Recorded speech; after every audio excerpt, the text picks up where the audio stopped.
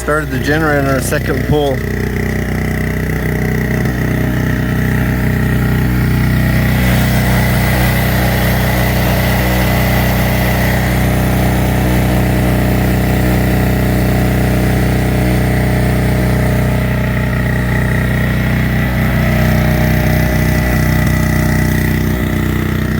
Hoping once the generator kicks on the Freon, it'll still stay on.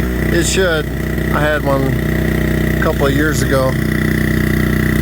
It'll get better and better, I'm sure.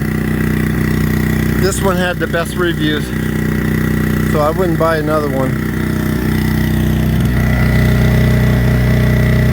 On Amazon.com. Have a good